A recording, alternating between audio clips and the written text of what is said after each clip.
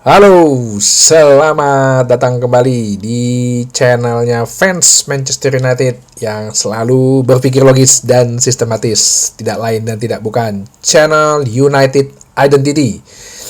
Channel yang selalu mengajak fans Manchester United untuk tetap berpikir logis dan sistematis, tidak terbiaskan, tidak tergembosi, tidak terpengaruh, tidak teracuni oleh media-media, pundit-pundit, mereka yang ngaku fans dan selalu berusaha untuk mendiskreditkan Manchester United, berharap supaya mereka trafficnya gede, tapi narasi-narasi informasinya menyesatkan.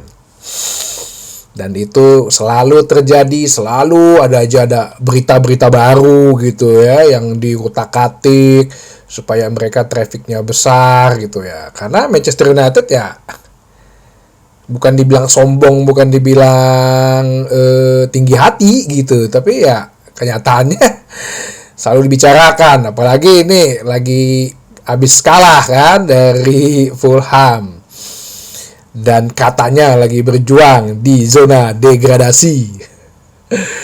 Oke, gue tidak akan menyerah ya. Memang misi yang dibilang sulit dan ngapain sih lo gitu kan.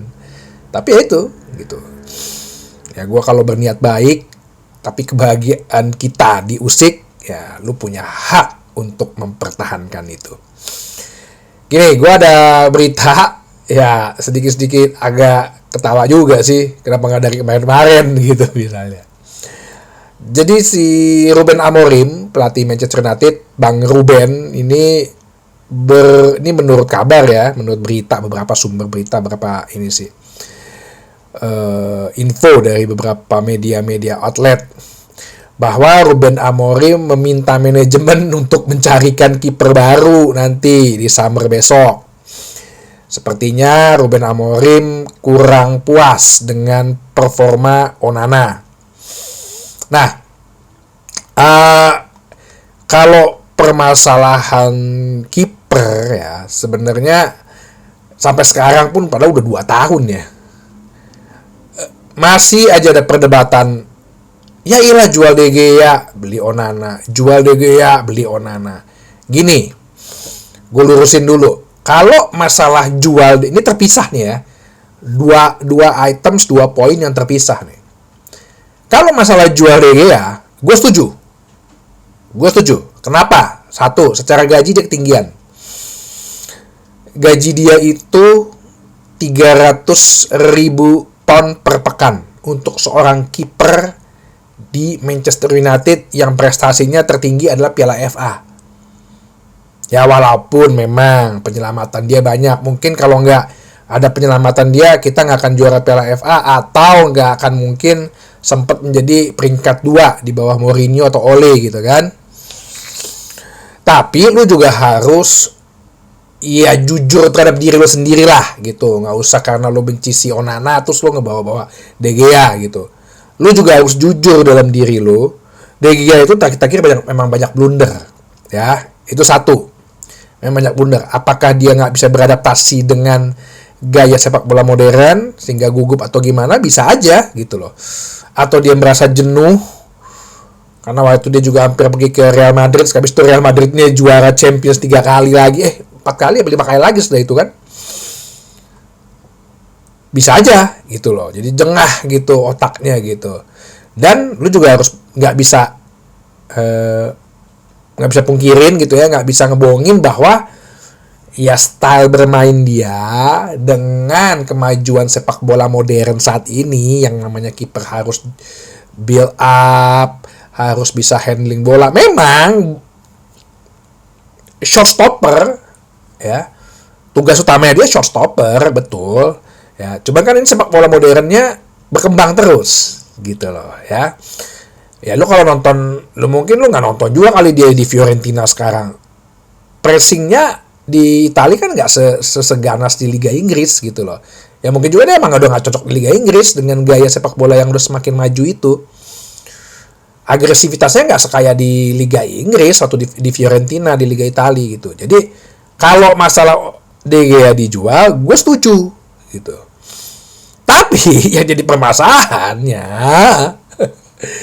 kenapa penggantinya Onana gitu loh. Gue sih sebenarnya dari sejak dia masuk Inter Milan, gue sebenarnya nggak terlalu impress banget ya.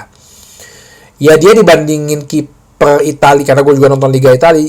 Ya jangankan kiper asing yang bermain di Liga Italia deh, kiper-kiper Italia pun yang standar-standar menurut gue sih dia ya B aja, ketolong karena backnya emang bagus dan sistem permainan Inter Milan kan emang bagus kan.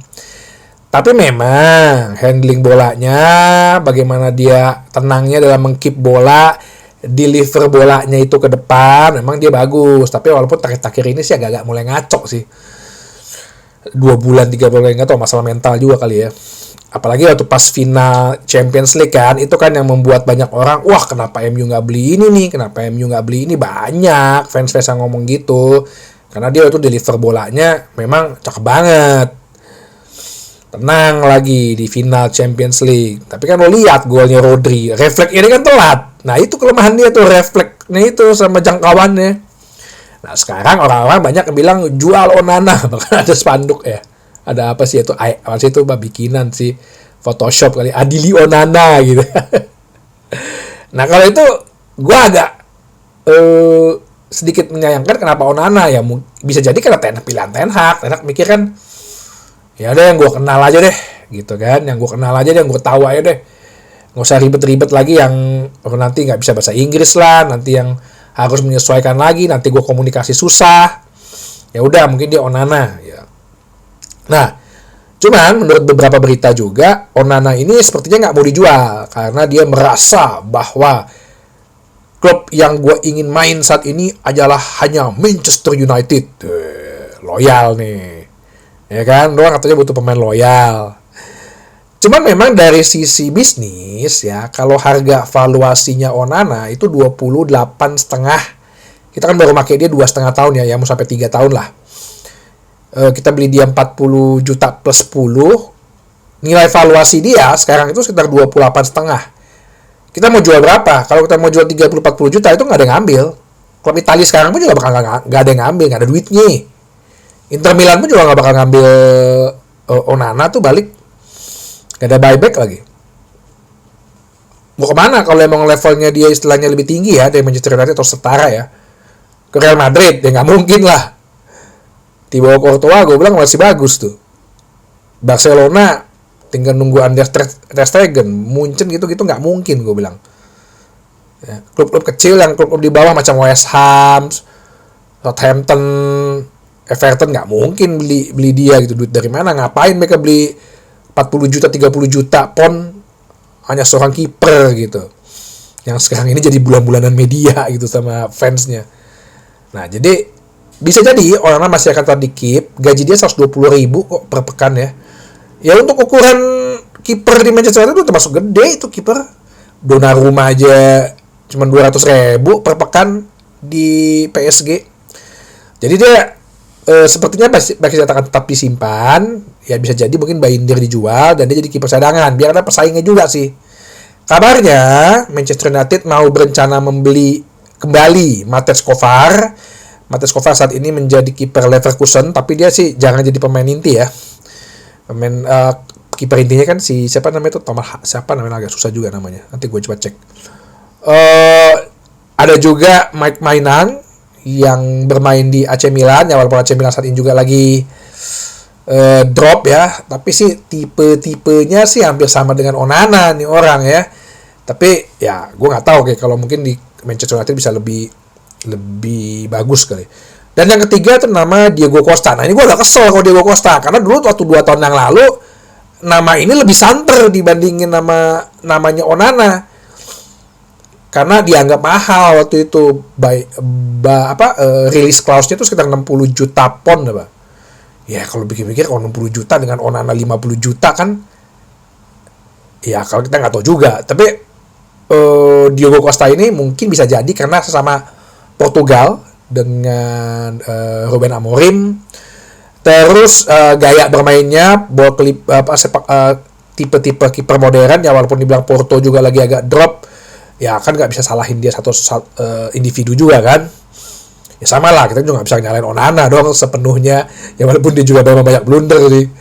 Nah, jadi 3 kiper ini yang rumor-rumornya ya akan dibeli. Cuman kalau historikalnya ya, sebenarnya Manchester United itu lebih kepada kiper-kiper yang under radar gitu loh. Dulu kita beli kiper Fabian Barthez, juara dunia, juara Eropa, kiper timnas Prancis, ya so-so aja, biasa-biasa aja gitu loh. Ya kasih gelar liga sih, cuman kan dia banyak blunder juga waktu itu.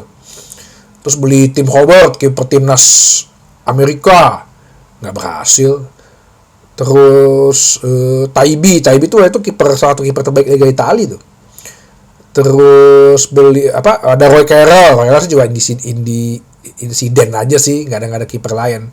Cuman dulu kita waktu beli Peter Schmeichel tahun 91 kan nggak ada yang duga siapa lagi kiper dari Denmark, tahun depannya dia juara Eropa. Sempat kan MU beli Mark Borsnik, kiper timnas Australia, kiper terbaik Liga Inggris Aston Villa waktu itu, nggak berhasil. Akhirnya 2005 kita beli Edwin van der Sar yang dibilang orang udah pada habis, umurnya udah 34 mau 35. Alah nih ketuaan kiper. Faktanya termasuk De Gea. Siapa nih kiper dari tim akademi Atletico? Siapa pula? Kurus gitu kan, kecil. Bagus ternyata.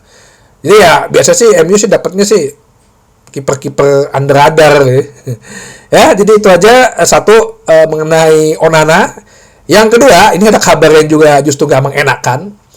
Jadi Chido-Obi itu tidak bisa bermain untuk turnamen Europa League ya, karena tidak didaftarkan. Aduh.